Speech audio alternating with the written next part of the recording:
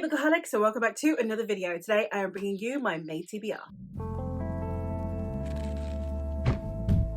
In the month of May, we are celebrating both Asian Heritage Month and the Fantasy Fellowship Readathon. So I am naturally going to be trying my best to join the two. So I'm going to be finding a book, an Asian author to fit each of the book prompts that are on the Readathon. So actually was successful for the most part. There are only 2 books on here that are not by Asian authors, and that is because I'm participating in readalongs that happen during the month. What I'm going to do is I'm going to just go through all of the books for the TBR for anyone interested, and then afterwards I will mooch on into how they work for the different prompts for the readathon for anyone who is interested, and I will of course leave it timestamped down below. I will also leave in the description box any of the links that are available for the readathon for anyone who wants to participate. I'm going to start out with the 2 books that are not by Asian authors, as they are for, as I said, readalongs. The first one being that the Brothers Gwyn are hosting another readalong, and this time we are tackling Hyperion by Dan Simmons.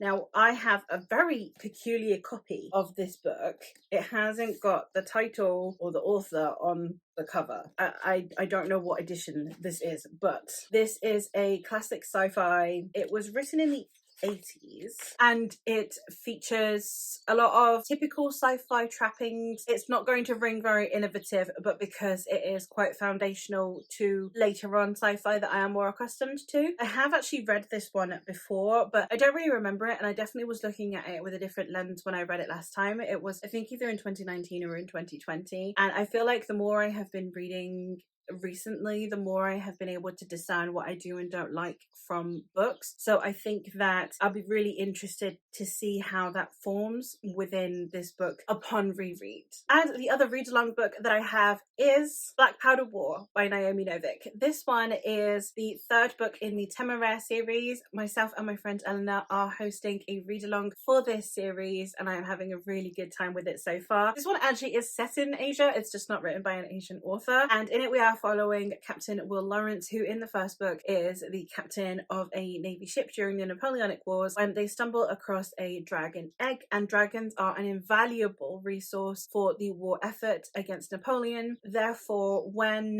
the egg seems like it's about to hatch, someone has to take the hit and become its new rider, Will. We follow them as this plot opens up on a more global scale the further into the series we go. Also discussions around other aspects that were going on at the time. We've had discussions around passive colonialism in Asia. We have had discussions around slavery and the slave trade and the relations with America, as well as, of course, the ongoing European conflict that is the Napoleonic Wars. I am having a fantastic time with this series so far, and the themes are really intricately woven in because they're such a core part of society. We have discussions around like the different sections of the military, be it Army, Navy, and in this one Air Force, which is the dragons. We have discussions around gender and gender roles, and it's all woven in a way that I really appreciated, and I have so much time for Naomi Novik's writing, and I can't wait to continue. Now I'm going to get into the digital books that I'm going to be reading, because otherwise I literally will forget them. And the first one I'm going to talk about is Blackwater Sister by Zen Cho. This is, I believe, like a more paranormal fantasy style contemporary, and in it we are following a young woman who has just moved back to her homeland from living in America, as her grandmother has just passed away. Her grandmother has been in this long-standing feud with someone who insulted her goddess, and she is not going to let a pesky little thing like death get in her way. Not when she can possess our main character, therefore have her wreak the revenge that this woman had been seeking in life. I am super excited to read this. This is, I think, the second TBR that I've actually put it on as well, and I hope that I can really get to it because it sounds amazing. The next book that I have is Unwieldy Creatures by Addie Sai, and this is a Frankenstein retelling. It is a contemporary and queer Frankenstein retelling in which we are following a doctor who is wanting to essentially create life. We have their unwitting apprentice who has questions about the morals of what is going on, and then finally we do have the monster themselves. I do believe that this has trans, if not non-binary, representation in here, and we also have discussions around the ethics and the morality, and I think that it also has kind of discussions around medical morality, which is something that I really appreciate as someone who has put up with a lot of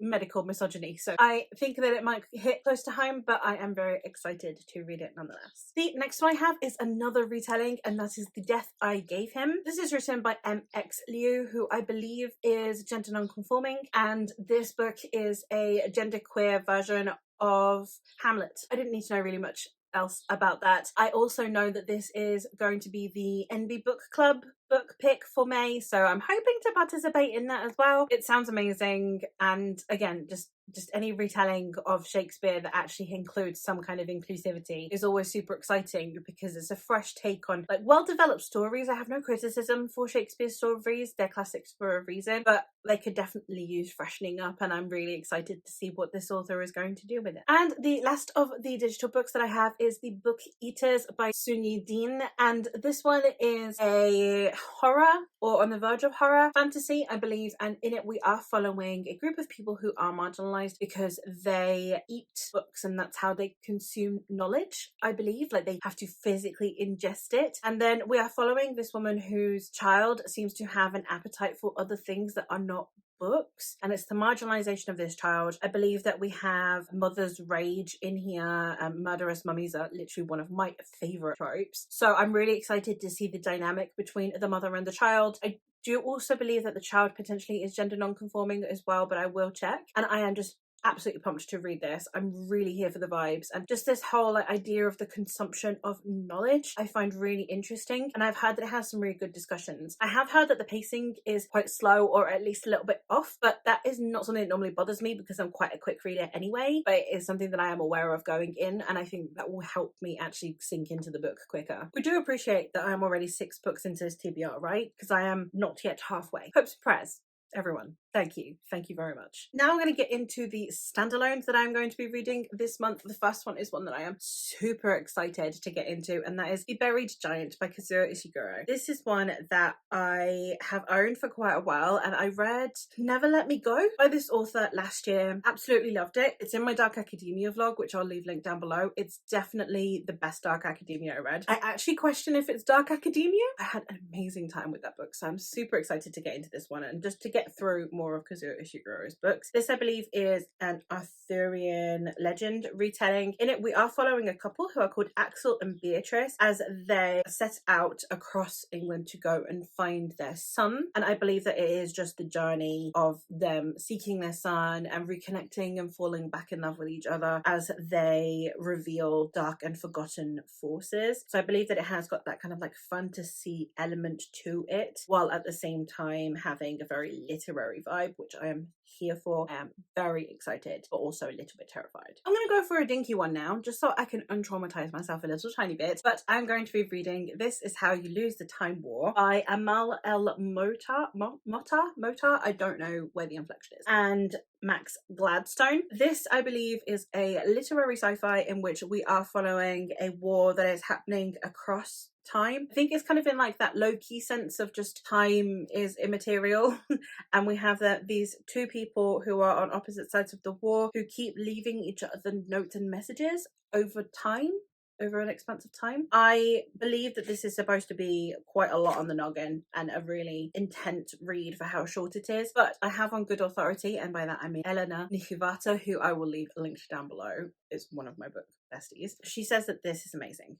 Now, if I'm going to trust anyone with sci-fi recommendations, it's Eleanor. Eleanor's a sci-fi girly more than a fantasy girly, I think. Every single book that is sci-fi that I've either read with her or because of her have been 5 stars. So I am very hopeful for this, but I have heard such things about it being so complicated for how tiny it is and that it takes so long to read even though it's tiny that I am also slightly petrified. The next standalone that I have is Babel by R.F. Kuang. The Poppy War is one of my favourite series. I know that this is nothing like the Poppy War. I know that it's not got a huge amount of crossover value aside from social commentary, but one of the things that I love about the Poppy War is the social commentary and the themes. I love that R.F. Kuang is like the author version of Women's Rage. Like, she's just absolutely hammering in there all the themes and all the things that she wants to discuss, and I am here for that. And I hear that this one is similar, and this is about the impact of academia on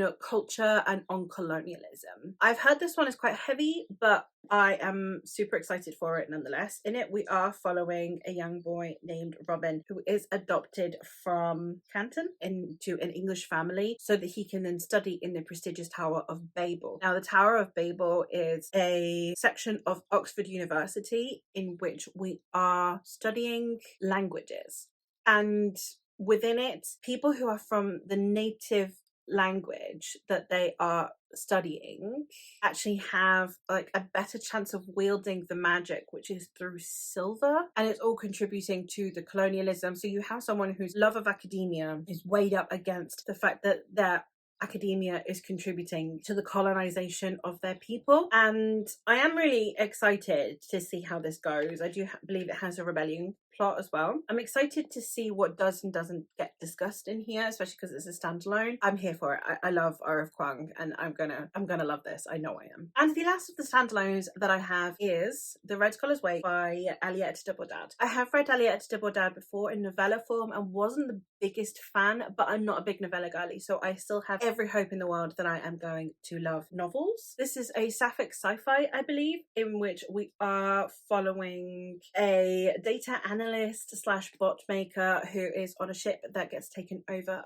by a pirate crew, but the captain of the pirate crew wants to marry our protagonist for reasons I don't know, for them to work together against, I think, maybe a corporation or just like the entire galaxy or something. And yeah, sapphic, and it is sci-fi and it's space opera, and I need more space opera in my life, and I am hoping that this will fill that void. And then last but not least, this is where you guys think I am insane.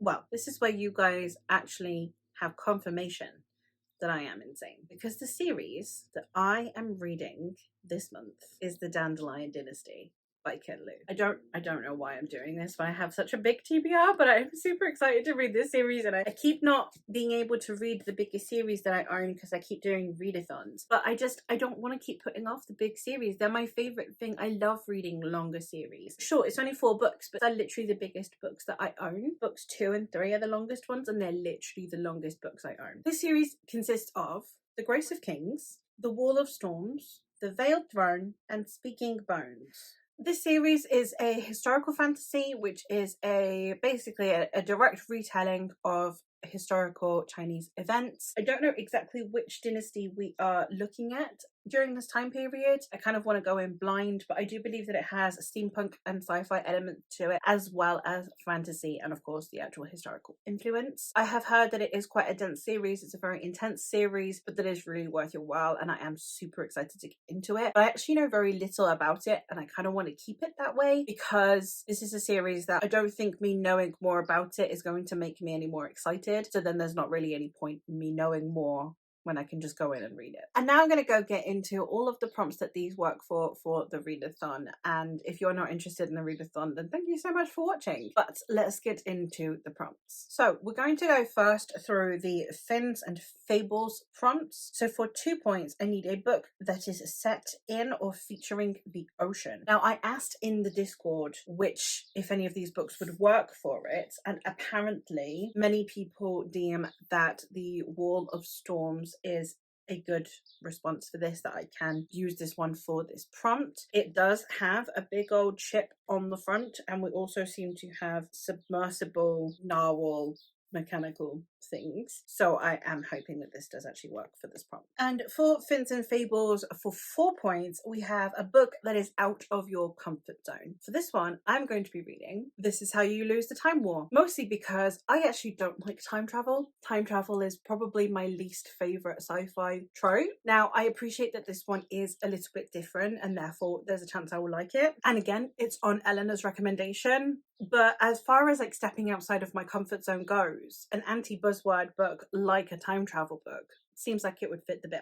For Sticks and Tomes, which is the team that I am on, for 2 points, I need to read a book that depicts one of the 7 deadly sins. And for this one, I am going with The Red Scholar's Wake by Aliette de Bodad. I did ask again on the Discord, and I was told that it would work for Pride, which is one of the 7 deadly sins, so I will be using this one. And for 4 points for my team, I am going to be reading a book that depicts women's rage or women's righteous anger. The The book that I'm going to be using for this is The Blackwater Sister by Zen Cho, as it is literally about an old lady that is really angry at someone who annoyed her goddess. For the Beep Boop team, the first one, the 2-point prompt, is to read a book that no one is talking about. So for this one, I've gone with Unwieldy Creatures by Adisai, as this one I haven't actually ever heard anyone talk about. I only found it because I looked up lists of books that have Frankenstein retellings. I would not have found it out just from hearing people talk about it, so I'm definitely using this one. And for 4 points, it is to read a book by an author you've never read before. For this one, I am going with MX Liu, who I've never read before, and they are of course the author of The Death I Gave Him. So yeah, like no further explanation needed really. For the Wasteland, for 2 points, it is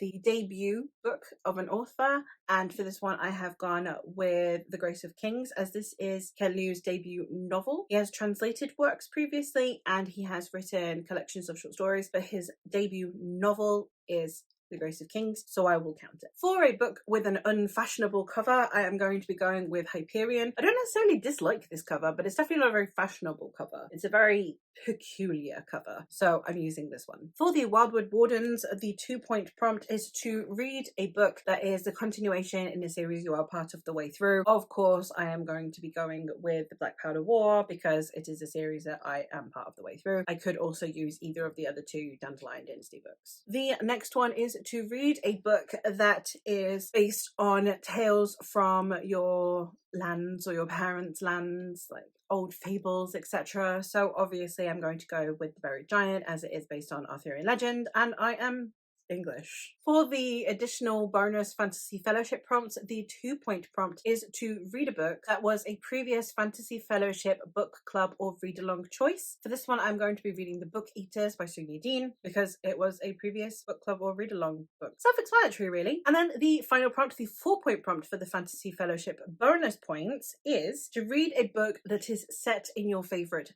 time period. I don't know if I have a favorite time period, but I do love me some Regency. Like historical stuff, Regency is definitely up there with ones that I love. So naturally, I'm going to include Babel by R.F. Kuang. And there you have it. Those are all of the books that I am reading in May and all of the books that I am reading for Readalongs. And let me know in the comments down below if you're participating in the Readathon. Let me know if you are participating in the Asian Readathon. Let me know what you are doing for May, what books you're excited to read in May. And also, importantly, give me a recommendation for your favourite book by an Asian author.